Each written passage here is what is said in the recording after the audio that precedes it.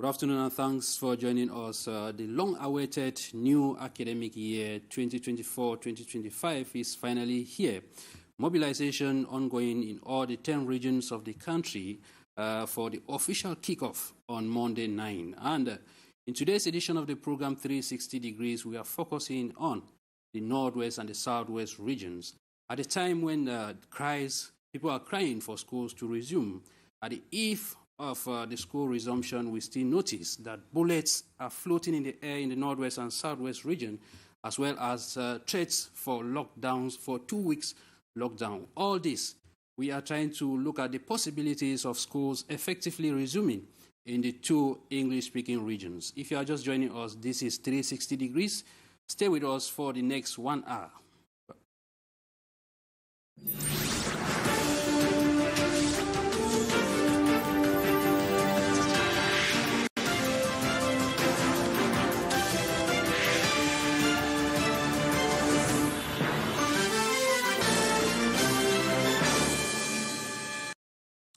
You are welcome back. And with me today in the studio, I have 2 ladies and 2 gentlemen. Kind of a balanced equation, you know, when it comes to talking back to school, it involves both the mother and the father to be very much involved. We hope that at the end of the day, the voices in this studio today will be able to soften some hearts in the Northwest and Southwest for children to go back to school. I begin from my left. He is not a new person here. I have Apostle Ambe Valentine. You've been here before, and thanks for accepting our invitation today to talk back to school. Yeah, greetings, Hyson. Greetings, school panelists. Greetings, Cameroonians, and welcome to this edition of 360 Degree. We are excited to be here to discuss what is happening in the restive region of the Northwest and the Southwest region of our country that has been experiencing total disorder for the past 6 to 7 years. We believe by submitting our views today will help Cameroonians in the North and the Southwest appreciate the fact that education is a fundamental right of every child, and they should be given the opportunity to go to school. Thank you so much. And by you is Madame Fomunjong Juan Ngum. Did I get the Fomunjong well? Right. Yes, Madame Fomunjong Juan Ngum is a teacher who has tested at least what it means teaching in the crisis region. Thank you so much for having me, Chair, and all the other members of the panel. It's my pleasure. This is my first time on 360 Degrees, and I hope that we are going to make it happen again. Sure. By my right, she is a very young, dynamic lady. She goes by the name Rabiatu Queen. Rabiatu Queen is a humanitarian worker. She works with Community Vision Group. Rabiatu, you're welcome. Thank you very much. And I hope that our discussion today will be a motivation to the parents, to the society, and everyone who is listening to send their kids to school. So I'm looking forward to go deeper into this conversation. Is the back-to-school win hitting you? Always. Prices of everything changes. Those who came for holidays, they are writing their long list, and you have to make sure you have those things in order. So it's hitting everywhere. Okay. Thank you. And by Rabiatu, we have René von Marquez. It's not a new face here. René, thanks for always accepting to come and communion with us. Thank you very much, Hyson. Thanks for always having me. Ladies and gentlemen, we shall come back to dive into the discussions proper, but then let's take some reports on how the parents are preparing back to school in different parts of the country. Along road pavements in the economic capital, Douala, stacks of second-hand textbooks are on sale. The whole business during this back-to-school period, vendors decry, is on a decline, with the changes observed in the programmed textbook for the 2024-2025 academic year. The government have changed all the books from 1 to 5, from 6e to 3e. Nous détruisons notre investissement. Our investment is ruined when you buy textbooks for 1 million, hoping to gain 200,000 francs. At the end, you lost both time and the 1 million you have invested. This government surprises us. Tout ça, c'est le gouvernement qui nous surprend. C'est pas normal, mon ami. Je vous dis que j'ai le livre de plus de 2 millions de francs dessus. The vendors fear that they may be forced on a last resort to give out the unsold textbook as a primary product at a meager cost. Quand les Chinois viennent me voir, ils vont acheter le livre déjà hors programme, ils achètent à 50 francs le kilo. Et les Chinois prennent ça pour aller faire le papier hygiénique. Seeking for palpable solutions, the businessmen have turned to collaborating with bookshops in the area. We try to work with bookshops so that we don't feel the damages of the changes in the program. We take new books and resell and make a profit that goes from 5 to 7% from the sale of a book. Other strategies involved juggling second-hand textbook business with other jobs to survive in the economically challenging times. After selling books, I have my bike. I came here and in the morning time, and at 2 o'clock like this, I go and look for another thing, motor. Despite their best efforts, the vendors remain uncertain. As long as the changes to the textbook program persist, they fear their once reliable business could soon be a thing of the past. Barely few days for school resumption in Cameroon, in the southwest region, preparation on slow pace in markets, bookshops in Boya. No one will welcome the camera. Inhabitants of Boya refuse to be exposed on TV. At Sopo markets, school items have been made available by traders, but very few clients are paying attention to books, readers, bags, uniforms, just to name these few. The recent attacks of Bitwingi and May 16 have created panics as separatist fighters on social medias have announced a 2-week lockdown as from September 9, 2024. In some schools, cleanup campaigns are ongoing to give the school compound a befitting look. In Limbe, life is going on smoothly. Parents are doing last-minute preparations for back to school. Some are complaining for financial hardship.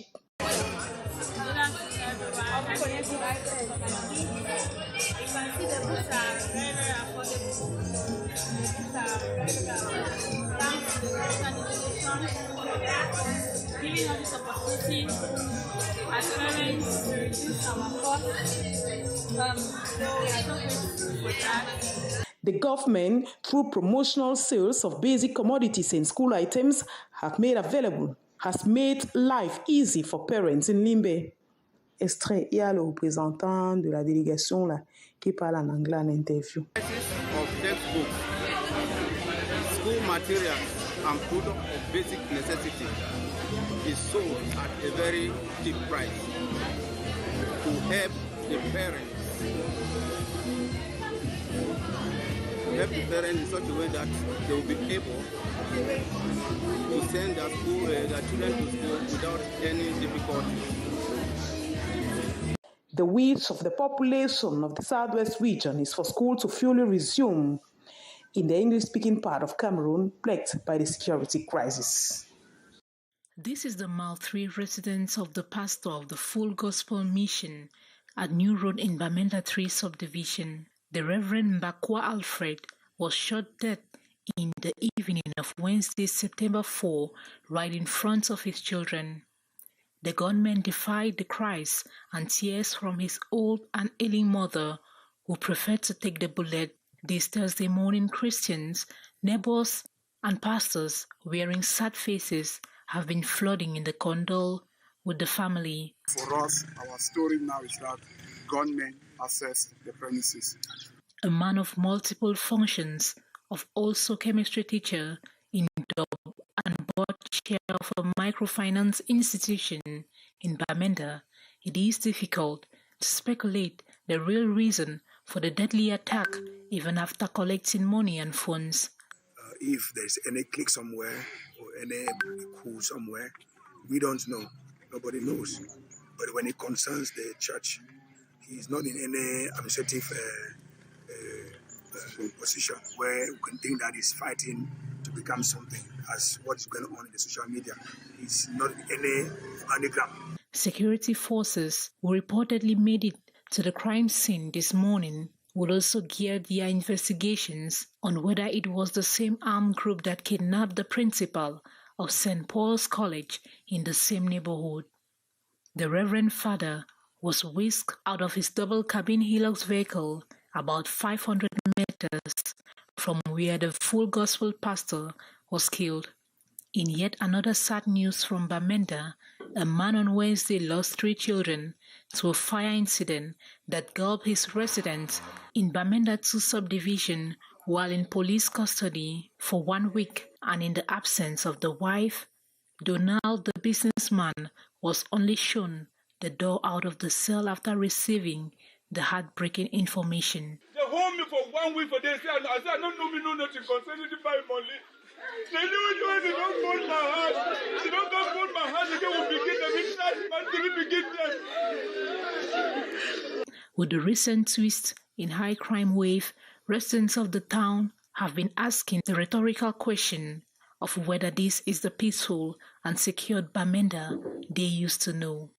At least 2 persons have been killed. The incident occurred around the Mbatu Market Square on the outskirts of Bamenda 2 subdivision, where the victims received the deadly gunshots while riding on a motorcycle at about 3 a.m.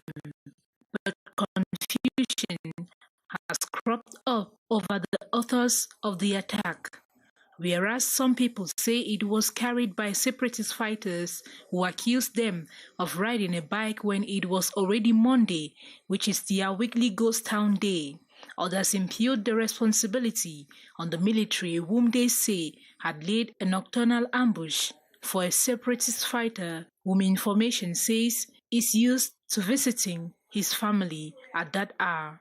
The bloody scene plunged villagers into a state of shock. It is hoped that more light on what actually transpired.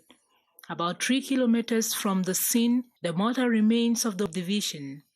Passers-by who discovered the corpse on Monday say it was thanks to rainfall that had washed off part of the ground. But this time at mile 6 in Bamenda 3 subdivision, a young woman has reportedly died of fire burns after a man poured petrol and set fire. A man whom reports say is a welder by profession has since the incident been on the run as investigations have been launched.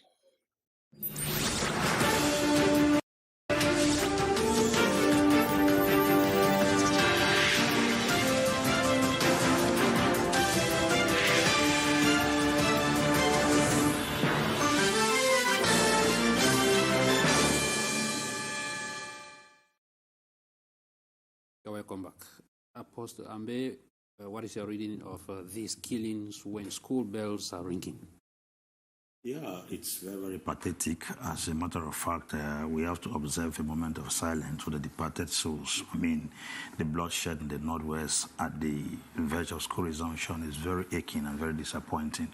As a matter of fact, it passes across a phobia, a fear in the hearts of people not to even think of sending their children to school because the environment is not safe.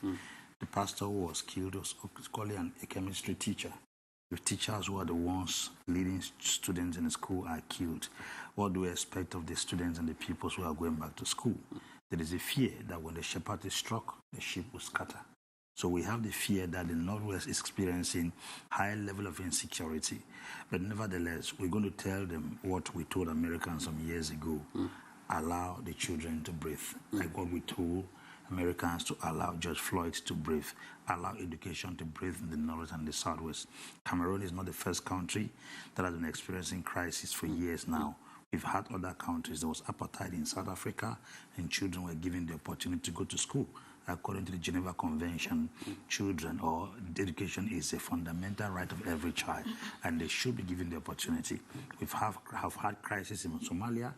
Children were going to school. We've had crisis in Colombia for 50 years. Children were going to school. Why is our own different? Why will you use children's education as a bait to achieve your dreams? It is absolutely preposterous and out of order. So we're calling on the population of the North and the South to understand that it is their basic responsibility to stand up and fight for the rights of the children and give them the opportunity to go to school. Because in the next 10 years, we'll have more criminals in the society, because they were not given the opportunity to go to school. You know what education has done? It has tamed a lot of people who were supposed to be hoodlums today in the street. It has given them a sense of responsibility and the ability to live as citizens of a country. When we have people who are not educated, it has a lot of impact in the society. So the fight we are going to be fighting in the next 10 years is not a fight of Anglophone and Francophone. It's the illiterate who were not given the opportunity to go to school. They will be fighting those who deprive them from enjoying this fundamental right as citizens of a country. Thank you. Rene, when you see this happening in Buea and Bamenda, main towns of the southwest and the northwest, which for some time now we said there was relative calm. When this is coming back at this time, what are the signals these perpetrators are trying to send across, and what becomes of the interior where they are fighting? Now, if you look at the genesis of the Anglophone crisis, which began or started in 2016, you realize that it's somehow something similar. Each time, maybe 1 month before school resumption, we're having similar situations like this. Now, what the separatists or maybe armed fighters or foot soldiers on the ground or irregular forces, I will call them in quote unquote, I think they're passing a message that, okay, fine, it's true that they're using maybe education or maybe children as a bait or as a shield, maybe to achieve whatever they want to achieve.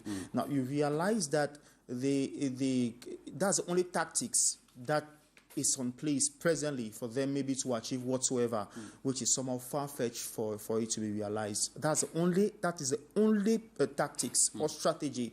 Believe me or not, that is the only strategy. And you realize that they are, after running out of strategy, they think maybe using education is something that is going to impact directly not only on the government or the population in the southwest and northwest region, but to the minors or to the students as well as peoples. Now, Prophet talked about the fact that we're going to, or we're grooming illiterates in the next 10 years. I want to tell you that I want to side with him, yes, but then to add more flesh on that is not even going to, the 10 years is too much, because the crisis started in 2016. 2016 to 2024. We are 8 years gone. We are 8 years gone. We are 8 years gone, which means somebody that was giving birth in 2016 is 8 years today. Now, a child soldier, true of us, a 10-year child can, in some cases, put to birth. Now, we've groomed what? We have groomed child soldiers, or we've groomed criminals. We've also groomed maybe prostitutes to an extent. Permit me to use that word. We've also groomed prostitutes to an extent. Then also, we've also groomed people that will not only be talking about hate speech, but then will be fighting each other, which Prophet just made mention, will not be fighting each other. Now you're going to be having maybe intertribal war that is going to evolve, because we have the Fulani or the headsmen that in the mainstream as well as in the Ngokintunya division that we get them on a daily basis. Now it's going to multiply, it's going to double, triple.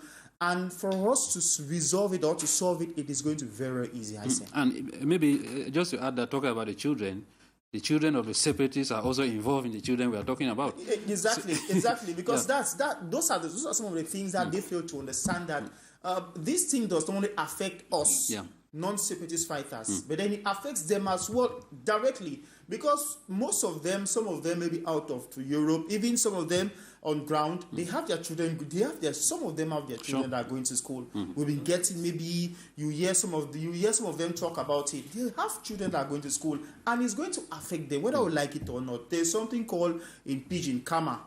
Karma is a law that is natural. Whether you like it or not, it is going to meet up with you. Madam Gom, you've been on the ground. You've tested what it means like teaching in the crisis region. Can you briefly share with us your experience? Chair, I must tell you, were you in a position like that? Each moment you want to close your eyes and have some sleep, you hear gunshots.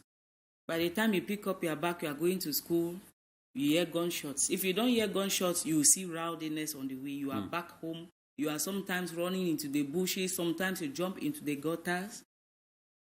If I will have to confess to you, truth be told, it's not easy there. It has not been easy. The level of insecurity, and most especially, we talked about, we are on 8 going to 10 years now. We groom children who grow up knowing that there is no need for for communication anymore, or for the non-violent communication.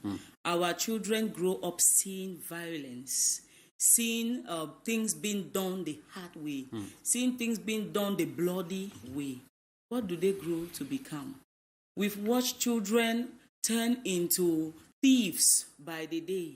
Children who are unable to get something to feed. Parents are unable to get food to feed because even farmlands have been ravished. You don't go to the farms anymore. Or the places where maybe you farmed cassava, you are unable to reach that level. You are unable to reach your plantain farms. And then hunger.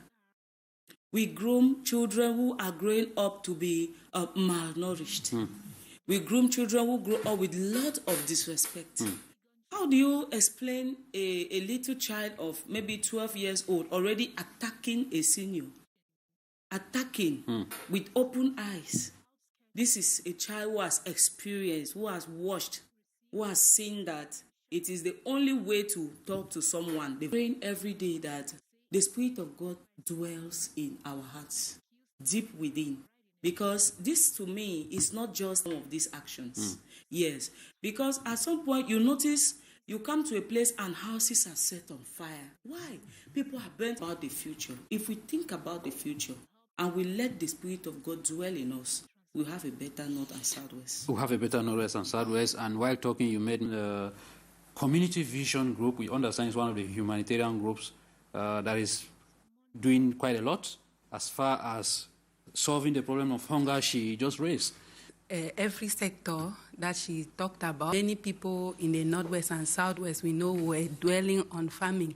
So what Community Vision Group does is we work in multiple sections. We have the domain for food, homegrown feeding program, that's free of charge. That's what we do. That is to motivate them to come to school, to motivate them, not only to come to school, but also to improve in good health. You will not even be able to come to school. Sure. So that's what we do. And we make sure we buy from local farmers. That is also, we don't exploit them. So we are working on the education, agriculture, and then we are also working on local development. That is what we have been doing. How deep are your roots, maybe in the two English? Are you limited to the crisis regions? You know, for now, that's the top priority because the enrollment level there dropped. The rich people send their kids to town. Why we should go to the English region. So for now, we are based there. Reverend, 2 weeks lockdown announced. In the school stakeholders at a very tight corner at this point in time. The question we should be asking is how beneficial is a lockdown to the crisis? There's something in English we normally say, another definition for insanity is doing the same change. It has not affected the government. The ministers, their children, they are well catered for. Government officials, their children are well catered for. As a matter of fact, the crisis has been far their children to the French-speaking part of the country. Others have sent their children out of the country. So actually, who is facing woman in Batibo, that other poor woman in Bui, who doesn't have a means of transporting the children to Yaoundé to school, who don't have all these innocent people who are the ones struggling to sell little things to assemble money. Because of proximity, they are able to send their children to school. But now, the opportunity who are perpetrating this activity, and we keep seeing them publishing their graduation ceremonies on social media, while the child of that poor woman who sells cocoyams, who grinds corn, that woman has no opportunity again because the roads are blocked, the schools are shut down, she doesn't have one to send her child this far. Now the question we should be asking is, lockdown from the 2 weeks lockdown for a 9-month program. The schools will last for 9 months, and you are locking down for 2 weeks. If they stay down for 2 weeks without going to school, of secondary and primary school students. So are you targeting this vulnerable group of people? Yet the laws you put on ground are the ones that punish these same people you are fighting for their liberation. What are you trying to accomplish? The hand you are trying to redeem is the same hand you are biting.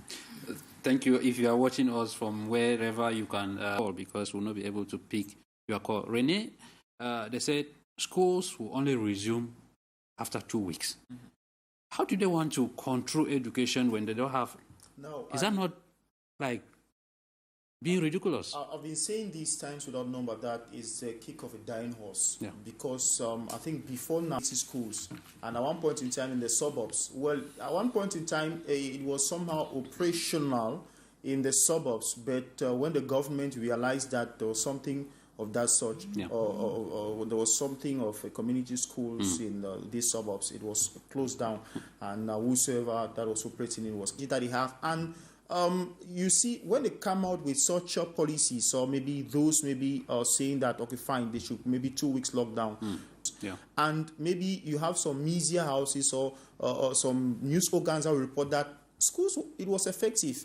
Whether you have just one person or we have just half pins, even in the suburbs, if we don't have maybe children, we don't have maybe in Furawa or maybe in some of these interior villages, we don't have schools restarting or Town or Lycée Bilingue Boya, school wasn't effective. It was effective there because at least we had some one person, or at least. Do you manage the emotional needs of learners, maybe who breach the odds to come to school? It's not easy to, if they are scared, they keep back their children who struggle to come. The slightest noise, everybody is struggling to disappear, you know. From time to time, we usually have what we call counseling in the school milieu. We try to talk to sensitize our students against violence, to try to control their mindsets, the psychological mind, and even their emotions. Imagine having some children who come to school with the experience of them seeing their parents or brothers or loved ones gone down. You know, it has a lot to do with the emotions of the child. So we try to bring these children together, and we give them a little bit of motivation. We try to mentally motivate them so that they can trust the process again and then come back to school.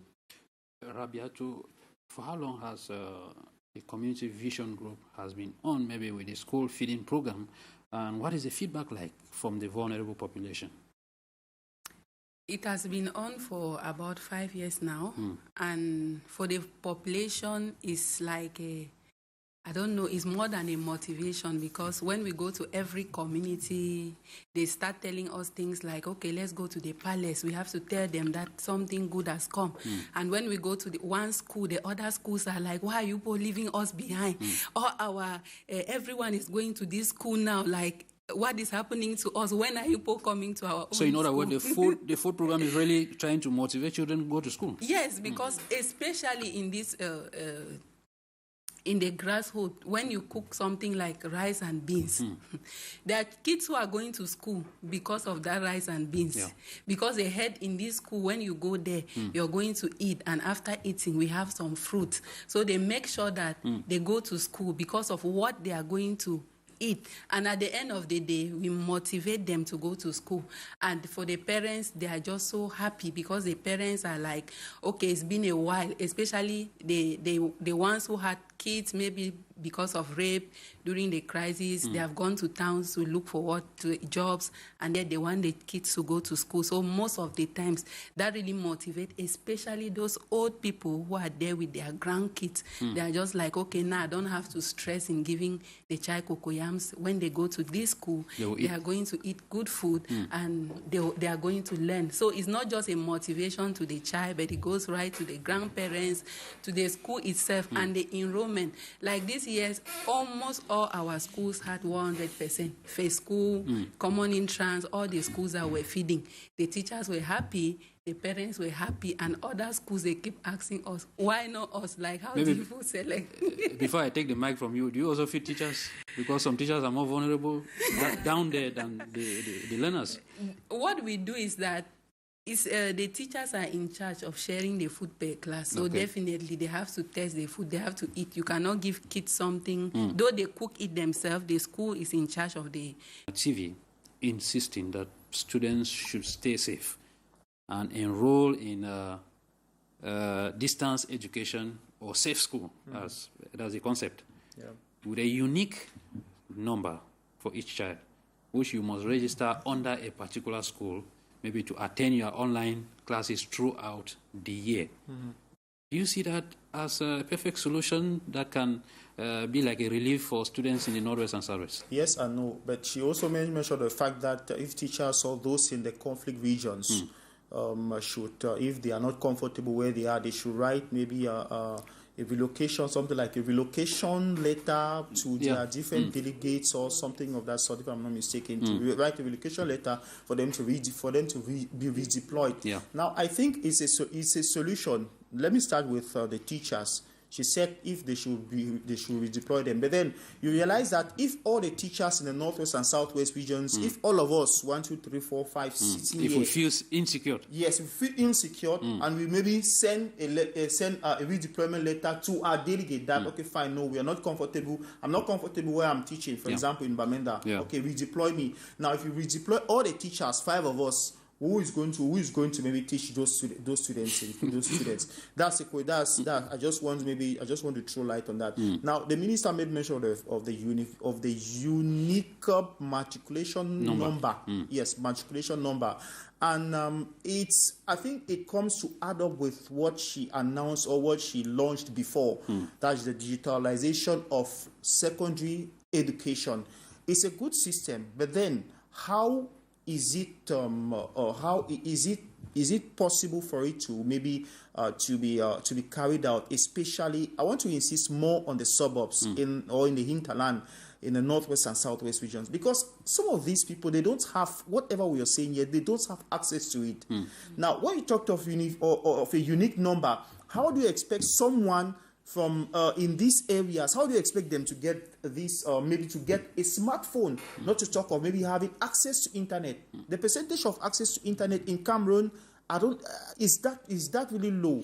Maybe she's basing on the smartphones of the parents. No, the smartphones of the parents. We are talking about the parents in question. The parents in questions, do they even have access to the smartphones, not to talk of internet? They don't have. But then if you want to remain within maybe the towns and cities in Boya, Bamenda, okay, fine, that can go. But then there are also some lapses as far as that is concerned, because even the internet that you have, maybe at one point in time, is not even working. Now, I did a report about that unique matriculation number, unique number, and I realized that I interviewed some teachers who made me to understand that the system is not that fluid. Students as well, it is not that fluid for them to enroll themselves. Now you realize that the system, somehow there's a breakdown along the line for the students, for them to enroll themselves. Just imagine the number of students that you find maybe at the Lycée d'Aqua, just for example, not to talk of maybe these government bilingual these government schools in the Northwest and Southwest regions. So there's a problem in that chain, and also some parents or maybe some teachers are even complaining that the aspect that they use, maybe they send students notes on their phones, distract them at times in class. Apostle, assuming that works for students, what becomes of pupils and nursery kids who can barely use ICT tools? I think when introducing something, you have to calculate the infrastructure that you have on ground before you introduce such a thing. The first thing we have to understand is that if we calculate the number of social media users in Cameroon, it is at the range of 3 million people in a population of 28 million people. Nigeria runs a social media presence of 112 million in a population of 190 million people. South Africa runs a social media presence of 45 million people. Why is Cameroon limited? Number one, we don't have electricity in most parts of the country. As a matter of fact, even in the cities, we have challenged electricity. We ration electricity from one environment to another. There are suburbs where we don't even have electricity, totally. And then roads are inaccessible. Number two, we don't have good optic fibers for internet flow in this country. If you see how internet runs in this country, it keeps breaking. Even TV stations face difficulty in using the internet. Thirdly, the cost of internet in Cameroon is very expensive for the poor masses who cannot feed themselves. How do you manage internet in that capacity? These things are costly. Education, you will not pay school fees and still pay data. You will not pay school fees and still buy phones. So the educational cost has become more expensive as it used to be. That one already frightens parents who are unable to pay the normal school fee, talk less of putting data in their phones and buying expensive smartphones every day. The pupils, that I'm talking about the university and secondary. Yes. Now, the pupils who do not, first of all, know anything about internet, because we do not have an e-learning system in Cameroon where children are introduced to iPads and laptops at a very tender age. You can do that in China. Yeah. Because a child of 5 in China is already operating the internet. Yes, sometimes people are 30 years old. They can't unlock their phones. They don't even have a mobile phone. It tells you how difficult that system of education can operate here. Thirdly, we don't have apps that are durable enough, sustainable enough to carry out such learning projects. It becomes more complicated. So them introducing such a thing, first of all, doubles on the reality of its survival, because there is no infrastructure in place to run that.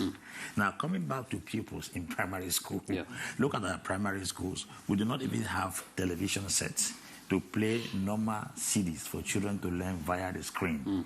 Our primary schools don't have. I'm talking like somebody who owns a school.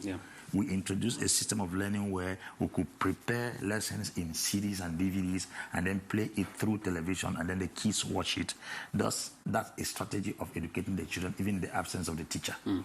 How do we present this system of education in all the houses and the homes in the entire Northwest and the Southwest? It becomes complicated. So they should not even there in the area because the infrastructure is not there.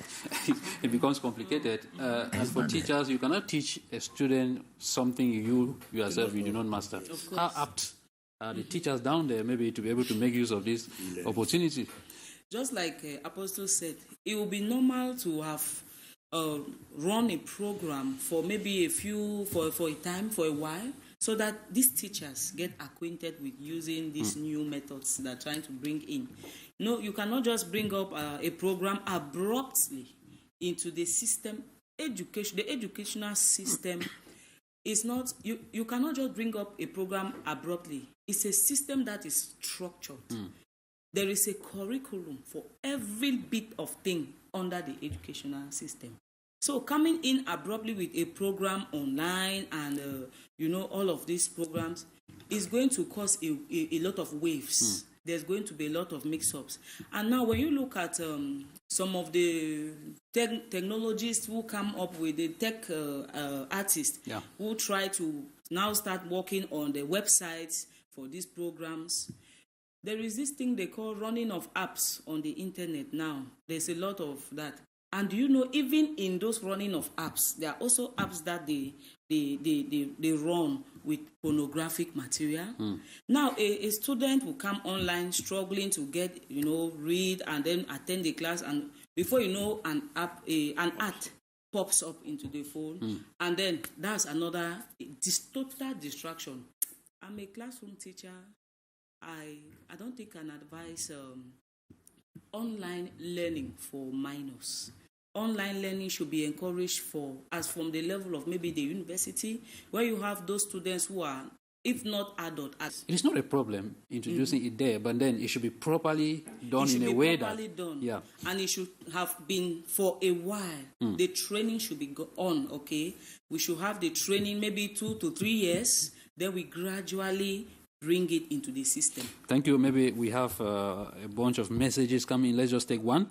Good afternoon. I am D. Rogobe, writing from Yaoundé. My point or contribution is to the Ambazonian fighters. Please, if you have a problem with the government, go sort out the problem with the government. Don't attack the education and future of children. It is not easy. Every day, everybody is thirsty for a change and a better Cameroon. But attacking our children is not a solution, but destroying their future. Thank you so much for that message. Talk about the financial. Yes, the financial where the people in the community who have the means don't yet understand the importance of community development. They don't understand that if your child can eat while mine cannot eat, then it's trouble, because the one who doesn't have can steal from yours. They don't yet understand that concept. So some of them still withhold the community contribution part, because we have a section that the community takes care of, just like to cook little things. So we still have like maybe, which may not necessarily be money. Yes, and we can just ask maybe them to donate something to show their own support. But many of them who have the means are not ready to donate or to share the programs. And another thing is that still the security. Some people feel like, okay, if these people are doing this project, it means you will have tons of money somewhere. So if we attack the cooks or this set of people, then we might get some money from them. You know, the founder is not on people, and then we can attack these people and get the money. So that is also another challenge. Another challenge is the high cost of food. Like now, you see beans is already at, a bucket of beans, 20 liters is already at 12,000, 15,000 in some areas. That is too high. Same with every other food crop. So that is already too high for us when it comes to feeding. We cannot predict like we used to predict before, and we just feed with some basic budget. Now we have to triple our budget, which is unforeseen for us. So sometimes we face that challenge as the term is going on. Thank you so much, Apostle. What role at this point, because it is clear that schools are starting on Monday, September 9th, what role can the civil society, which you are part of, play for us to be able to have back to school free from bullets? I'm already doing one of the things. Yes.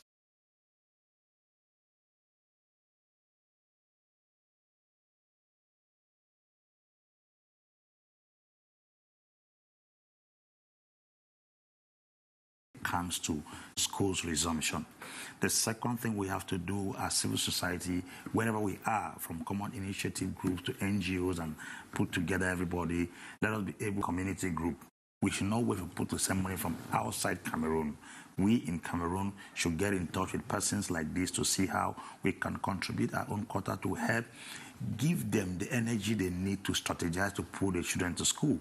At least they have a common ground through which they can drag the children to school, which is food. It is properly heard. Cameroonians are hearing across the globe. Everyone is hearing. Europe, America, Yaoundé, Bamenda. Let's join these community workers who are risking their lives as well as their time to make sure that they make the children find interest in education again, because it's not just an emotional problem, it's a psychological problem.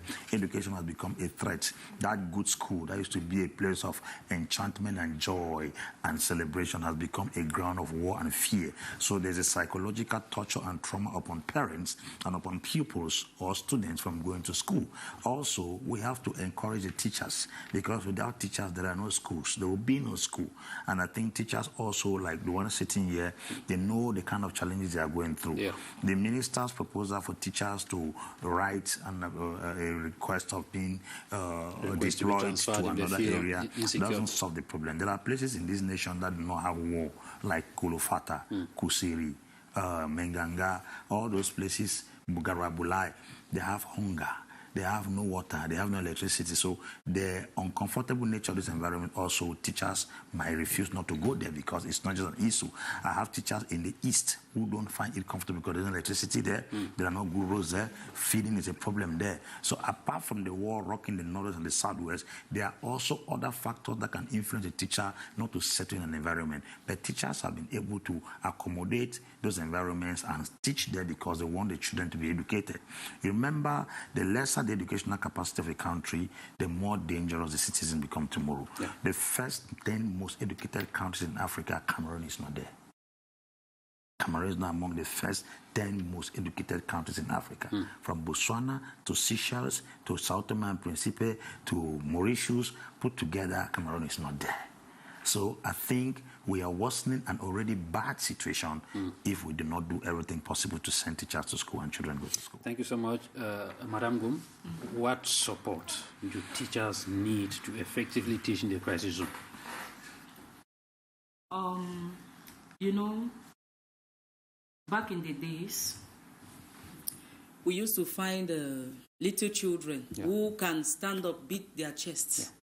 My name is Joan. I am in class 2. I want to say my rhyme. You remember those days? I want to sing my song. I want to recite a poem. Those days, are no longer there, out there. Before a child will stand up to beat the chest, he or she is afraid, and then just slumps down. Similarly, we used to have those teachers who get up every morning, dress up so well, comb their hair, carry their suit briefcases, and they are bouncing to school to impact knowledge. Out there, it's no longer done that way. So don't you think this is a threat to the future? The learners who used to be very proud, and the nation builders, the knowledge impactors, who are the ones who develop the nations. There is a serious problem, and how can we tackle the problem? That people seem to be closing their eyes at this. I think that I want to plead and beg that the government should come in. We want to encourage communication. We need the problem to be resolved. Whoever is responsible for all of this struggle, wherever they are under my voice, I want to use the name of God to beg them. I want to stand as in the capacity of a teacher, the capacity of a parent, to plead with them to have this issue settled. Let them allow communication to reign. Let them allow for wisdom to come in. If the government can help us get in touch with those perpetrators, I'm sure a resolvable solution will come in. Yes. Renee, the ministers, Minister Laurence Chetuningwa of Basic Education and Nalova Lyonga of Secondary Education, they equally made mention of the fact that pedagogically they are ready for kickoff. Now, security-wise, what can the state do for us to have a better school year than what we had last year instead of regressing? I did a report yesterday. I tweeted the interview of the regional delegate of secondary education, Southwest region, where she was giving a balance sheet of what happened last year and the prospects of this academic year, 2024-2025. And she said 478 schools are operational, that is both public and private, and 174, if I'm not mistaken, are non-operational in the southwest region, both public and private. And she said something that touched me. She said she has been working since last year, in the last 3 years, relocating some of these schools to from red to green zones. Well, we all know what the red and green zones as well as yellow zones are concerned as far as the Anglophone and the Anglophone regions are concerned. So I think maybe if we go by what the regional delegate is doing, or the government try to impact, or maybe to implement or relocate some of these schools from the red to the green zones, I think it's going to maybe help the parents as well as the students and also pupils, maybe for them to go to school, or to encourage more school goers in these regions. Because if we only keep or sit behind, say that the security is improving in the northwest and southwest regions, we all know that that is false. The governor of the southwest region, Bernard Bileo-Kalas, was ordering or said senators, parliamentarians, the president of the regional assembly, and also mayors, for them to accompany their children to school on Monday. We all know the situation. That is never going to happen.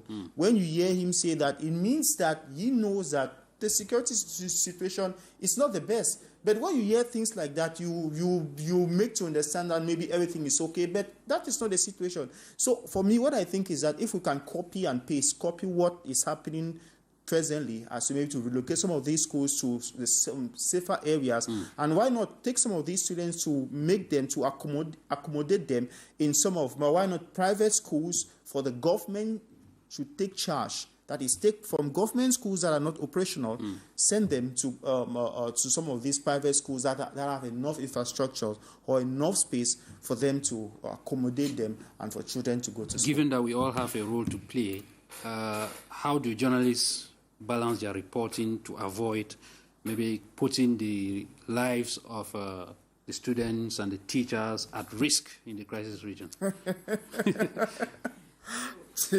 I think it's very difficult. That question is it's simple but very difficult. Yeah. But as a journalist, since I started reporting on the Anglophone crisis, I've tried my utmost best to make sure that I balance whatever I get from either from the northwest or southwest or whenever I'm there, as it says in maybe northwest or southwest, I try to balance it. I try to make it to be objective in such a way that I don't hurt probably maybe do some interviewing, because I used to interview some of these students who refuse that. I don't want my face to be shown.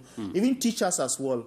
Some teachers here in Douala, some teachers from the northwest and southwest, at times you only have to write and maybe try to retranslate or retransmit what they said, either a word verbatim or maybe what they said that maybe you must have written it down. So those are some of the things that we do. So the role of a journalist is for us to protect some of these persons that we interview, that we come across on a daily basis, either in Douala or in the northwest and southwest regions. Thank you so much. Rabiatu, how can other humanitarian organizations,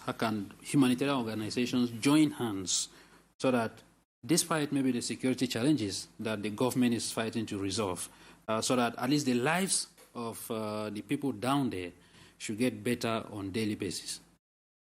I think you have less than 2 minutes, please, because we are running out of time. The government has spoken about a lot of strategies moving from red to green zone, but there will always be people in the red zone, and that's why we are going to meet those people.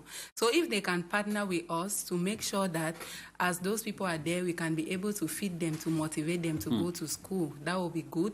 And if any humanitarian organization wants to work with us to feed the school kids, we Community Vision Group, we are open to partner with them, to work with them, so that for those who have decided to be there, we make sure that at least they are eating and they are going to school, because that is our desire, to make sure that the children go to school. Yes, I think, and every other individual who wants to donate, we have birthdays donation. On your birthdays, you just contact us and then you donate to us so that we feed the school kids. Okay, thank you so much. Apostle, you look at the camera. Talk to the students, the pupils, the parents watching us in the northwest and southwest right now. Yes, parents, students, pupils watching us right now from the northwest and the southwest. We must keep on encouraging people to understand that education is a fundamental right. Somebody said it is better to stay alive uneducated than to die while trying to be educated. The truth is, whether you are killed in the northwest or the southwest, you will still die one day. If the war does not kill you, something else will kill you. People are not only dying in the north and the southwest. As a matter of fact, more persons have died in areas that are not war-torn than areas that are war-torn. So you must understand that education is your right. And to those parents who are unable to relocate their children in safer environments to go to school, you are our concern.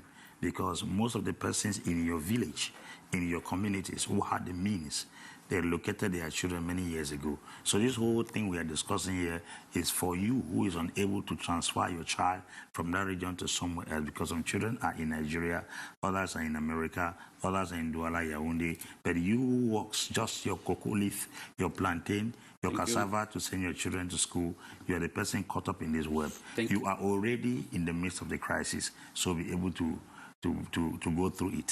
Thank you, Madam Gum. In less than 1 minute, a word of caution to the separatist fighters who are our brothers, our children, our fathers, as well as a word of caution to the military as schools reopen this Monday night. Okay. Please, our dear brothers or sisters who are involved, allow our children to go to school. The children are the future. We believe in them. We want them to grow to be responsible adults. Please, let them go to school. Tackle your issues in writing to the government and don't make the children the victims. Thank you, ladies and gentlemen. We cannot go maybe without maybe say a word on the Lion. I see Rene looking at me. We are playing today at 5 p.m. Finally, we have a stadium to play. Yes. Rene, maybe I give you the honor. Cameroon, Namibia. Your prediction for the scores? Well, I think the Lions will overpart. Let me use the word overpart.